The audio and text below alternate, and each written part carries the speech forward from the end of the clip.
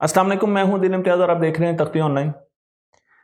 हम तक इन्फॉर्मेशन कैसे पहुंचती है? बड़ा बेसिक सवाल है और जवाब यह है कि रेडिएशंस के ज़रिए। अब आपका सवाल ये होगा कि रेडिएशन कौन कौन प्रोड्यूस करता है या रीमिट करता है। तो इस वक्त जितनी भी चीज़ें मौजूद हैं कायनात में, वो सारी की सारी रेडिएशंस देती हैं। मसलन आप अगर ब्लैक होल्स की बात कर लें या किसी इवेंट की बात कर लें, बिग बैंग की, सुपरनोवा की, प्लैनेट्स, स्टार्स, बादल, इवन स्पेस के बादल, लाइफ फॉर्म भी रेडिएशंस देती है और वो रेडिएशन हम तक इंफॉर्मेशन लेकर आते हैं। और जब वो इंफॉर्मेशन लेकर हम तक आते हैं तो हम उनको स्टडी करना शुरू कर देते हैं। आपका सवाल ये होगा कि स्टार तो रेडिएशन दे सकते हैं, लेकिन प्लेनेट कैसे रेडिएशन देते हैं? तो मैं आपको ये भी बताना चाहता हूं कि आपकी अपनी बॉडी भी रेडिएट करती है। अगर हम अपनी बॉडी को थर्मल कैमरा की मदद से देखें तो हमें पता चलेगा कि हमारी बॉडी टेम्परेचर एब्जॉर्ब करती है और उसके साथ हमसे भी मुख्तलिफ किस्म की रेडिएशन निकलती हैं। और ये रेडिएशन ख़त्म हो सकती हैं अगर हमारी बॉडी के तमाम मॉलिक्यूल्स आहिस्ता आहिस्ता अपनी वाइब्रेशन ख़त्म कर दें, यानी हम एब्सोल्यूट ज़ीरो की तरफ चले जाएं। जब मॉलिक्यूल्स और एटम एब्सोल्यूट ज़ीरो के पास पहुंचते हैं तो उनकी वाइब्रेशन, उनकी मूवमेंट ख़त्म हो जाती है और फिर वो रेडिएट नहीं करेंगे। लेकिन ये एक एक्सट्रीम केस है। तो हम तक जितनी भी इंफॉर्मेशन पहुंचती है वो रेडिएशन के ज़रिए पहुंचती है। इस इंफॉर्मेशन कैरियर्स के नाम आपके सामने यहाँ पर मौजूद हैं: radio wave, microwave, infrared, ultraviolet, X-ray, gamma ray. हमने इसका पूरा एक 6 स्पेक्ट्रम चार्ट बनाया हुआ है और हम ये देखते हैं कि कौन सी सोर्सेज किस किस्म की रेडिएशन प्रोड्यूस करती हैं। मसलन सूरज को ले लीजिए तो सूरज तकरीबन हर किस्म की रेडिएशन ही प्रोड्यूस कर रहा होता है और कुछ ऐसी रेडिएशन अगर वो नहीं भी प्रोड्यूस कर रहा तो कुछ और सेलेस्टियल बॉडीज कर रही होती हैं। तो हम एक स्टार की तरफ चलते हैं और स्टार को विजिबल लाइट में देखने की कोशिश करते हैं और समझने की कोशिश करते हैं कि वो कैसे काम करता है। तो स्टार विजिबल लाइट के स्पेक्ट्रम, कॉन्टिन्यूस स्पेक्ट्रम को प्रोड्यूस कर रहे हैं, लेकिन बीच में एक बादल है। अब उस बादल ने भी एक रंग लेना है, तो उसने कुछ रेडिएशंस, कुछ वेवलेंथ अपने पास रख ली। आपको वो वेवलेंथ यहाँ पर नज़र आ रही है, ब्लैक कलर का आपको स्पेक्ट्रम नज़र आ रहा है, उसमें वो वेवलेंथ नज़र आ रही है जिस रंग को उसने अपने पास रखा है या और बादलों ने रखा है। और उसके बाद हमारे पास जो स्पेक्ट्रम आता है उसमें स्टार का कॉन्टिन्यूस स्पेक्ट्रम, साथ बीच में जो जो चीज़ें आती हैं उनके क्लूज आते हैं और उसके ज़रिए हमें पता चल जाता है कि बीच में एक बादल आया है। अब वो बादल किस चीज़ का बना हुआ है उसके बारे में भी हम बता सकते हैं, क्योंकि क्योंकि हर एलिमेंट की एक एमिशन स्पेक्ट्रा होता है। मैं आपको यहाँ पर पीरियोडिक टेबल में तमाम एलिमेंट के एमिशन स्पेक्ट्रा दिखा रहा हूँ। तो उन स्पेक्ट्रा के हिंट हमें बड़े स्पेक्ट्रा में नज़र आ जाते हैं। अगर आप उन डब्बों को देख रहे हैं जो बिल्कुल खाली हैं और आपके ज़हन में सवाल होगा कि क्या इनके एमिशन स्पेक्ट्रा नहीं है, तो ये रेडियो एक्टिव एलिमेंट है। और रेडियो एक्टिव एलिमेंट्स पर हम ज़्यादा एक्सपेरिमेंट्स नहीं करते और ज़्यादा स्टडी करने की कोशिश नहीं करते, तो इस वजह से ये डब्बे आपको ब्लैक नज़र आ रहे हैं। मैं आपको लेकर आता हूँ इंफॉर्मेशन कैरियर्स की तरफ। आइंस्टाइन साहब आए और आइंस्टाइन साहब ने फील्ड थ्योरीज दी और उन्होंने बताया कि ये जो इंफॉर्मेशन कैरियर्स हैं ये हम तक स्पेस टाइम में होते हुए पहुंचते हैं। स्पेस टाइम एक मॉडल है जो कि खला को बयान करने के लिए बताया गया है।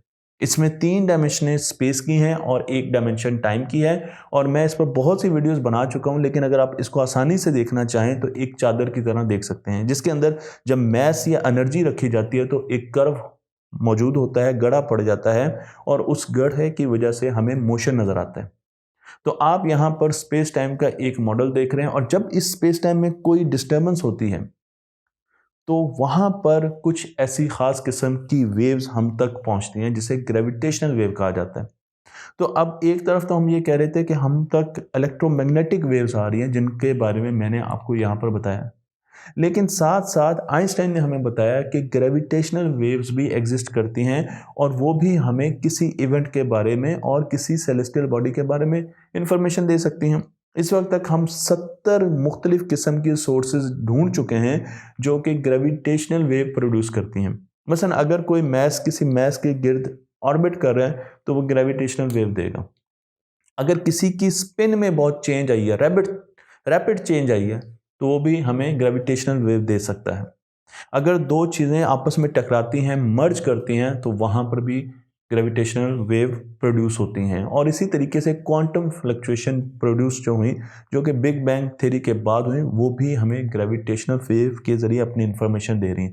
तो हमारे पास एक और मीडियम भी है जो कि हमें इन्फॉर्मेशन दे रहा है, लेकिन इस सदी से पहले हमें ये अंदाज़ा ही नहीं था कि इन्फॉर्मेशन के और पैटर्न भी हमारे पास आ रहे हैं जो कि इलेक्ट्रोमैग्नेटिक स्पेक्ट्रम का हिस्सा नहीं है। और हो सकता है मुस्तकबिल में हमें कुछ और चीज़ें भी ऐसी मिलें जो कि ग्रेविटेशनल स्पेक्ट्रम का हिस्सा भी ना हो। तो मैं आपको यहाँ पर एक ग्रेविटेशनल वेव दिखा रहा हूँ जो कि प्रोड्यूस हुई किसी वजह से, और वो जो रिपल्स आगे चले वो स्पीड ऑफ लाइट के साथ चलेंगे। तो इनकी रफ्तार और इलेक्ट्रोमैग्नेटिक वेव्स की रफ्तार एक जैसी है, स्पीड ऑफ लाइट के साथ। और ये जितनी भी चीज़ें बीच में आएंगी उनको कंप्रेस और स्ट्रेच करती हुई जाएंगी। अगर आप ज़्यादा डिटेल जानना चाहते हैं तो ग्रेविटेशनल पर मेरी हाली वीडियो देख सकते हैं।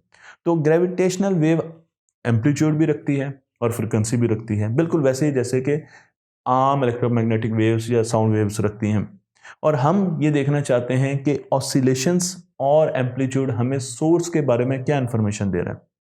मैं आपको ये भी बता दूं, यहाँ पर एक छोटी सी एग्जांपल दे देता हूँ कि सपोज हमारे पास दो सोलर मैसेज हैं, दो बड़े बड़े सेलेस्टियल बॉडी है। एक हमारे 36 सूरजों के बराबर है, जैसे 36 सोलर मैसेज के बराबर है, और दूसरी 29। अब ये दोनों इकट्ठी हुई एक बन गई, लेकिन जो चीज़ इकट्ठी बनी उसका सोलर मैस है मर्जर के बाद 62। तो ये क्या, ये तो कम हो गया, बाकी मैस किधर गया? बाकी मैस एनर्जी में कन्वर्ट हो गया, और वो एनर्जी उनका कुछ हिस्सा ग्रेविटेशनल वेव्स की तहत हम तक पहुंचा, क्योंकि हम जानते हैं कि E = mc²। तो जब एनर्जी हम तक पहुंचती है तो हम उसे डिटेक्ट भी कर सकते हैं। हमने बहुत से सेंसर्स बनाए जो कि ग्रेविटेशनल वेव्स को डिटेक्ट करें। दो सेंसर्स तो हमें पता है कि अमेरिका में मौजूद हैं, लेकिन ग्रेविटेशनल वेव्स बहुत डिफरेंट ओरिएंटेशन से आती हैं। ये जो तस्वीर मैंने आपको दिखाई है, आप देख सकते हैं कि इसमें मुख्तलिफ ओरिएंटेशन और मुख्तलिफ डायरेक्शन में जो ग्रेविटेशन वेव्स हैं वो हम तक आ रही हैं। जो सेंसर्स हमने बनाए हैं हम उनको ज़मीन पर एक ही डायरेक्शन में रख सकते हैं। इसका मतलब ये है कि हम उनसे लिमिटेड ग्रेविटेशनल वेव्स तो मेजर कर सकते हैं, लेकिन कई ऐसी ग्रेविटेशनल वेव्स हैं जो ज़मीन से होती हुई गुजर जाती हैं, लेकिन क्योंकि उनकी सिमत मुख्तलिफ होती है, उनकी ओरिएंटेशन डिफरेंट होती है, तो हमारे डिटेक्टर्स उनको डिटेक्ट नहीं कर सकते। मैं आपको यहाँ पर दो डिटेक्टर्स दिखा रहा हूँ जो कि अमेरिका में मौजूद हैं। उसके अलावा यूके में एक डिटेक्टर बन रहा है जिसे, इन डिटेक्टर्स को LIGO कहा जाता है, और जापान में भी एक डिटेक्टर बन रहा है। फ्यूचर में इंडिया में भी एक डिटेक्टर बनने जा रहा है जो कि मेरे ख्याल में शायद शुरू भी हो चुका है। तो ये वो डिटेक्टर्स हैं कि जो लो एम्पलीट्यूड ग्रेविटेशनल वेव्स को डिटेक्ट करना चाहते हैं। क्योंकि अगर हम लो एम्पलीट्यूड या इन डिटेक्टर्स को सेंसिटिव नहीं बनाएंगे तो हम बहुत दूर के इवेंट्स नहीं देख सकेंगे। मैं आपको यहाँ पर यह भी बता दूं कि अभी तक हमने 100 से ज़्यादा ग्रेविटेशनल वेव्स को रिसीव किया, और एक एप्लीकेशन भी है कैलटेक यूनिवर्सिटी की जिसमें आप वो एप्लीकेशन इंस्टॉल करें तो आप हर मरतबा जब ग्रेविटेशन वेव ज़मीन से टकराती है तो वो आपको उसके बारे में बताएगा। और जो अभी तक ग्रेविटेशनल वेव्स प्रोड्यूस हुई हैं वो 100 सोलर मैसेज या उनसे छोटे सेलेस्टियल बॉडीज़ से प्रोड्यूस हुई हैं। तो जो बहुत बड़ी सेलेस्टियल बॉडीज़ हैं उनसे ग्रेविटेशनल वेव्स, और जो बहुत दूर हैं तो उनसे जो ग्रेविटेशनल वेव्स हम तक आ रही हैं हम अभी उनको डिटेक्ट नहीं कर पा रहे। तो हम एक विंडो में डिटेक्ट कर पा रहे हैं। हम ना बहुत ज़्यादा सेंसिटिव हैं और ना बहुत बड़ी ग्रेविटेशनल वेव्स को डिटेक्ट कर पा रहे हैं। और अच्छा है कि ग्रेविटेशनल वेव्स जो बड़ी हैं वो हम तक ना पहुँचे। तो जब दो ब्लैक होल आपस में मर्ज हो रहे होते हैं तो उनको बिलियंस ऑफ लाइट ईयर्स चाहिए आपस में मर्ज होने में, इतना टाइम है। और जब न्यूट्रॉन स्टार आपस में मर्ज हो रहे होते हैं तो उनको मिलियंस ऑफ लाइट ईयर्स चाहिए। तो अगर हम सेंसिटिव डिटेक्टर्स बना लें जो कि हमें पहले ही बता दें कि दो ब्लैक होल आपस में मर्ज हो रहे हैं, तो हम उनको मॉनिटर कर सकते हैं, हम उनको देख सकते हैं। मैं आपको ये भी बता दूं कि हम ग्रेविटेशन सेंसर इसलिए भी बनाना चाहते हैं कि गैलेक्सी के अंदर जो मौजूद सुपर मैसिव ब्लैक होल है उनको भी स्टडी करना चाहते हैं। जैसे कि सजिटेरियस स्टार ए हमारी गैलेक्सी के अंदर मौजूद है, हम उनको देखना चाहते हैं। हम वाइट डॉर्फ्स को स्टडी करना चाहते हैं। हम बिग बैंग के बाद जो ग्रेविटेशनल वेव्स प्रोड्यूस हुई हैं उनको सेंस करना चाहते हैं, उनको स्टडी करना चाहते हैं। और हम दूर की चीज़ों को स्टडी करना चाहते हैं। क्यों? क्योंकि अगर हम करीब की चीज़ों को स्टडी करने की कोशिश करेंगे और ग्रेविटेशनल वेव हमें बिल्कुल टाइम पर मिलेंगी, तो हम जैसे ही वो काम हो रहा होगा हम उसी वक्त उसको देखेंगे, हम उसको पहले प्रिडिक्ट ही नहीं कर सकेंगे।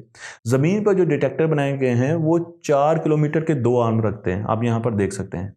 लेकिन हमें सेंसिटिव डिटेक्टर्स बनाने के लिए बड़े आर्म्स की ज़रूरत है और वो 40 किलोमीटर के कम से कम होने चाहिए। जब हम 40 किलोमीटर का एक आर्म बनाएंगे तो क्योंकि ज़मीन कर्व है तो उस आर्म को सीधा अलाइन रखना बहुत ज़्यादा मुश्किल काम है। और दूसरी चीज़ ये है कि ज़मीन पर नॉइज़ बहुत है। टेक्टोनिक प्लेट्स की वजह से सिस्मिक एक्टिविटी होती रहती है और सिस्मिक एक्टिविटी ग्रेविटेशनल वेव्स में नॉइज़ का किरदार अदा करती हैं। तो अब हम एक तो ज़मीन पर बहुत बड़े डिटेक्टर नहीं बना सकते, उसकी वजह ज़मीन की गुलाई है, और दूसरा ये कि ज़मीन के अंदर एक्टिविटी हो रही है तो उसकी वजह से नॉइज़ प्रोड्यूस हो रही है। तो इसलिए हमने पूरा डिटेक्टर उठाया और उसको स्पेस में ले गए। स्पेस में हम एक नया प्रोजेक्ट कर रहे हैं जिसे लीज़ा कहा जाता है, जिसमें 3 स्पेसक्राफ्ट होंगे। 2 स्पेसक्राफ्ट के बीच में 5 मिलियन किलोमीटर का फासला होगा। बहुत ज़्यादा सेंसिटिव होंगे, लो फ्रीक्वेंसीज़ को देखेंगे, दूर की चीज़ों को देखेंगे, और उससे फ़ायदा ये होगा कि जब हमें टाइम मिल जाएगा, हमारे पास बहुत पहले से वेव्स आना शुरू हो जाएंगी, तो हमें मर्जर से पहले, 2 ब्लैक होल के मर्जर से पहले ही पता चल जाएगा कि ये मर्जर इस डेट को या इतने सालों के बाद होने जा रहा है। तो हम टेलीस्कोप के ज़रिए उन चीज़ों को बड़े अच्छे तरीके से पढ़ भी सकते हैं और हमें टाइम भी मिल जाएगा।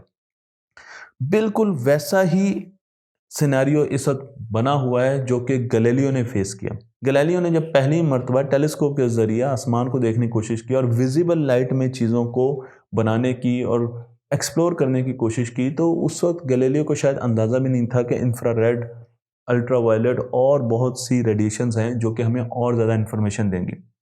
बिल्कुल इसी तरीके से हम ग्रेविटेशन में बहुत बेसिक लेवल पर गैलीलियो का काम कर रहे हैं इस वक्त।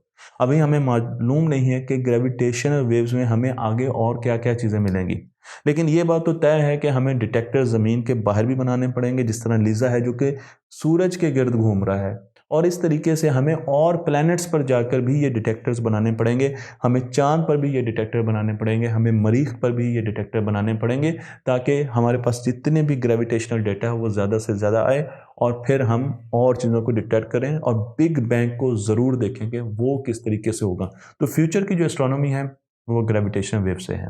मुझे उम्मीद है कि ये वीडियो आपको पसंद आई होगी। तख्ते ऑनलाइन को लाइक कीजिए, शेयर कीजिए और इस इल्म को दूसरों तक पहुंचाते रहिए।